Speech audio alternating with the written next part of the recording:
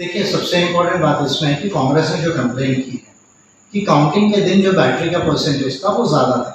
जब battery EVM की use होती है, जिस दिन वोटिंग होता है, तो 100% से वो 70%, 60% हो जाती है। तो काउंटिंग के दिन नेचुरली वो 90% तो पावर नहीं रह सकता है। ये तो कॉमन सेंस है बिल्कुल। लेकिन इलेक्शन कमीशन ऑफ इंडिया ने जो लेटर लिखा और नसीहत दी है कांग्रेस को कि भाई आप फर्स्ट रैंडमाइजेशन, सेकंड रैंडमाइजेशन से लेके सीलिंग ऑफ ईवीएम्स जो है, फिर वोटिंग के दिन जो है, फिर से सील ओपन करना काउंटिंग के दिन, और काउंटिंग कंप्लीट होने के बाद भी आपने सारी प्रोसीजर देखी है, सब चीजों पर आपने साइन किया है। Now why post facto you are raising this question, और इसलिए जो सारा प्रोसीजर फॉलो करने के बाद आप ये सवाल उठा रहे हैं, ये सही नहीं है और ईवीएम तो सारी सही है। तो इसलिए मेरा अम्बेडकर पार्टी ऑफ इंडिया के तमाम कैंडिडेट्स जो महाराष्ट्र और झारखंड और राजस्थान के बाई पोल्स में कॉन्टेस्ट कर रहे हैं, और बाकी पार्टी के भी कैंडिडेट्स और इलेक्शन एजेंट से मेरा ऐसा एक सुझाव है कि आप ईवीएम के किसी भी डॉक्यूमेंट पर जो है वो साइन ना करें।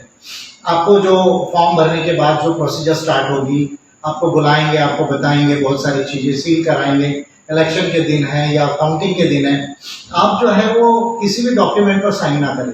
यदि आप साइन करते हो तो इनडायरेक्टली आप इस चीज़ को मान रहे हैं कि ईवीएम जो है वो सही है।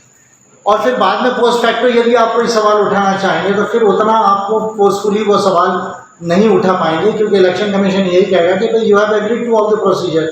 जहाँ तक ये ईवीएम है, चाहे भारत इलेक्ट्रॉनिक्स लिमिटेड है या ECR electronic corporation of India limited है या इलेक्शन कमीशन ऑफ इंडिया है, इन्होंने किसी ने भी ईवीएम के जो साइंस, कंप्यूटर साइंस में जो कंप्यूटर टेक्नोलॉजी के जो स्पेसिफिकेशंस होते हैं, जो डिटेल्स होते हैं, वो पब्लिक डोमेन में जो है वो प्लेस नहीं किए गए हैं।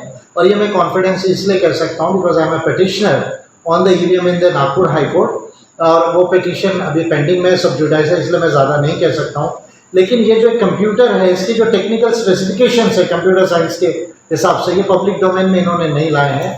क्या ये हैक्ड है या नहीं, टैम्पर्ड है या नहीं, कंप्यूटर कंटामिनेटेड इसमें है या नहीं, ये डेटा जो है करप्ट हुआ या नहीं, इसके माइक्रो कंट्रोलर्स जो है उसका इसका सोर्स कोड क्या है, इसके अंदर में सोर्स कोड के अंदर में कोई टैम्परिंग हुई या नहीं, इस तरह के कोई भी डिटेल सर्टिफिकेशंस इलेक्शन कमीशन नहीं देता है, ये कंपनीज नहीं देती है। और ये हम वेरीफाई नहीं कर सकते नेकेड आई से भी, क्योंकि ये कंप्यूटर साइंस का इशू है। Unless and until information technology act 2000 जो कंप्यूटर के ऊपर लॉ अप्लाई होता है, जब तक वो लॉ अप्लाई ना हो, इसको वेरीफाई करने का कोई जरिया नहीं है। जो कंप्यूटर साइंस के लोग ही इसको कर सकते हैं, जो अथॉराइज्ड होते हैं आईटी एक्ट 2000 में।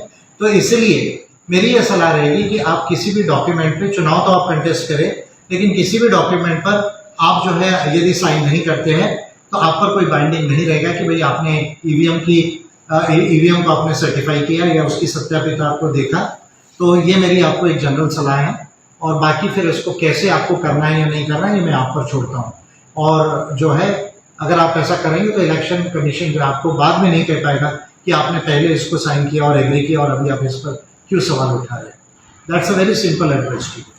थैंक यू बनकर साहब, आपने जो प्रकाश डाला है उसके लिए हम आपका तहे दिल से धन्यवाद करते हैं। आपका दिन मंगल हो। Have a nice day.